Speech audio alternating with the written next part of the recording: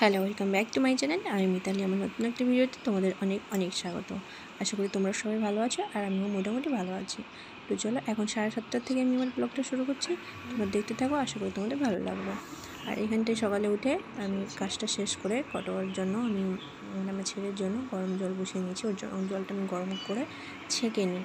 তো গরম করে ছাঁকার পরে এই গ্লাসে একটু ওর জন্য তাল মিষ্টি ভিজিয়ে রাখলাম, যাতে ও শরবত খেতে পারে। ওর শরীরটা ভালো নেই, আস্তে আস্তে তোমরা জানতে পারবে। চলো, দেখতে পাবে তোমরা।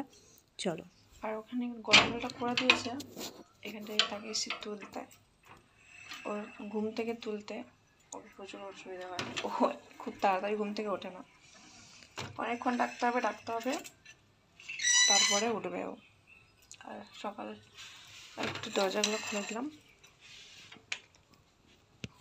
এই দরজাটার সামনেই এইখানটায় বসে তোমাদের সামনে আমি লাইভ করি, তোমাদের লাইভে কথা বলি। এখানটায় বসেই লাইভটা করি।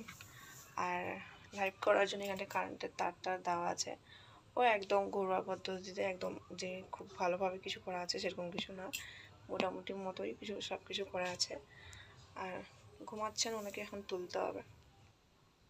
আর এখানটায় ও শুয়ে আছে, এবারে ওকে তুলতে হবে। ওকে তুলতে এমনিতেই খুব অসুবিধে হয়। ও ঘুম থেকে সকালে একদম উঠতে চায় না, ওকে জোর করেই তুলতে হয় প্রত্যেকদিন স্কুলে যাওয়ার সময়। আজকে ওকে আমি স্কুলে পাঠাইনি, ওর শরীরটা ভালো নেই, তো ওই জন্য ওকে আজকে স্কুলে পাঠাইনি। একটু বেলা পর্যন্ত শুয়ে থাকতে দিয়েছি, যাতে সকালে উঠে ও জলের হাতটা না করে। তো চলো, ওকে তুলে নিই তারপরে। কারেন্টের অবস্থা, সদ্য তেলটা গরম বসিয়েছি, পেঁয়াজের বড়া বলো যাই হোক মোটামুটি বানাবো বলে কারেন্ট পালিয়ে গেছে। এর থেকে অনেক ভালো কাঠের উনান। উফ, যখন ইচ্ছা তোমার ইচ্ছে মতো সে চলবে। হ্যাঁ, এটা কিন্তু তার আগের দিনের ভিডিও, ঠিক আছে? এটা তোমাদের সঙ্গে একটু শেয়ার করার জন্য ভিডিওটা বানিয়ে রেখেছিলাম। তো একদিন মাঝখানে ভিডিও দিইনি। এইটা যেদিন হয়েছে 10টার দিকে ঘটনাটা হয়েছে, সকাল থেকে তারপরের দিন এটা কি দুপুর বিচারো? থেকেই ও অসুস্থ, বিকাল থেকে। তো দেখো, তোমরা বুঝতে পারবে। কি কি বিচার কি বিচার আছে? এটা হচ্ছে ঢেঁড়স। এটাই দে দে। শ্বশুর মশাই মাঝখানে ঢেঁড়স নেই? ক্যামেরাটা অন রেখেছে, উনি একটু ঘাবড়ে যাচ্ছেন কথা বলতে। তো একটা কথা দুবার কতক্ষণ এটা জল ভিজানো দিব? 24 ঘন্টা। এবং 10টা বাজে, তারপর 10টা আরেকটা নে। দাঁড়া, দিচ্ছি।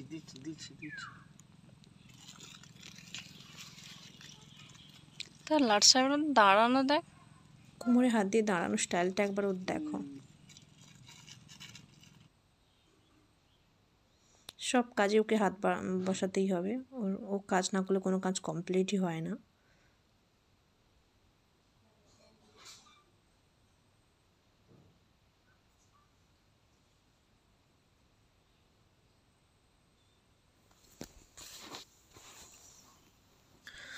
এটা তারপরের দিন জলটা ছেঁকে রেখে একটা কটনের কাপড়ে বেঁধে রেখেছিলেন বাবা। মাঝখানে একটা দিন গেছে, তারপরের দিন এই যে ওর বীজ থেকে ওর অঙ্কুরগুলো বেরিয়েছে। আর যেটা এবার লাগানোর জন্য একদম প্রস্তুত।